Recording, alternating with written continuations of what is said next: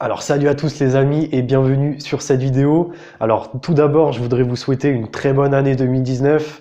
Voilà, 2019 ça va vraiment être le feu, ça va être la folie niveau dropshipping et business en général. Donc voilà, je vous souhaite vraiment le meilleur. Donc pour commencer, je vais d'abord vous parler un petit peu de mes conseils mindset pour bien débuter votre année 2019 et donc des conseils du général concernant le business. Et ensuite, je vous parlerai vraiment de ma stratégie que je vais adopter pour 2019 et vraiment tout casser.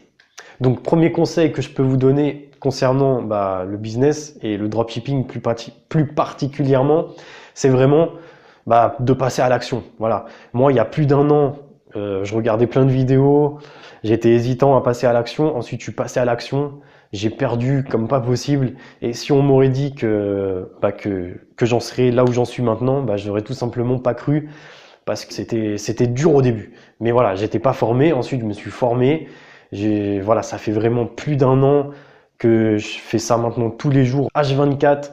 Et donc du coup maintenant, ça génère énormément d'argent grâce au dropshipping et ma vie a changé complètement. Donc en fait, le dropshipping, c'est vraiment le business le plus facile à mettre en place en 2019, tout simplement parce que ça coûte pas cher et ça permet d'atteindre des chiffres vraiment énormes en pas beaucoup de temps. Donc ça déjà, c'est vraiment le conseil que je vous donne. Passez à l'action, formez-vous et ensuite les choses évolueront naturellement. Donc en fait, la seule chose qui va être déterminante dans votre succès, c'est vous-même. Si vous ne croyez pas en vous-même, vous pouvez très bien avoir la meilleure stratégie Facebook, le meilleur site, le meilleur produit.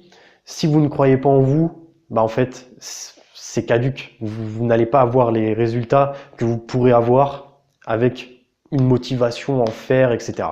Donc, prenons l'exemple de Amazon. Voilà, Jeff Bezos, donc le patron d'Amazon, quand il a commencé Amazon en 95, est-ce qu'il s'est dit ouais, de toute façon, c'est un peu risqué, personne fait ça, non, non, je me lance pas. Bah non, il s'est lancé, il a cru en lui, et maintenant on sait tous ce qui est devenu Amazon maintenant. En fait, si on regarde le profit d'Amazon au fil des années, ça donne ça. Paf, paf, paf, paf, paf. Et donc, en fait, c'est vraiment un travail de longue haleine. Mais ce qui est bien avec le dropshipping, c'est que vous allez générer du cash tout de suite. Et donc ça, en fait, pour le moral, c'est bien. Mais en fait, il va pas falloir se reposer sur ses lauriers et toujours avancer. Et c'est ça qui va faire qu'au final, en un an, vous allez faire ça. Bouf. Voilà, tout simplement. Donc, maintenant, concernant ma stratégie pour 2019, deux choses principales. Donc, je vais vraiment me concentrer encore plus sur ma boutique principale qui me rapporte énormément depuis maintenant un an. Et ensuite, en parallèle, je vais vraiment me concentrer sur un deuxième site vraiment axé branding. Donc le branding, c'est vraiment l'évolution du dropshipping en 2019. C'est vraiment sur ça qu'il va falloir se concentrer. Tout simplement pourquoi? Parce que à l'international, les coûts par acquisition deviennent plus élevés. C'est indéniable, c'est un fait, parce que si on regarde l'évolution du nombre de marketeurs entre 2016 et 2018, on voit qu'en fait il a doublé, c'est passé de 3 millions à 6 millions.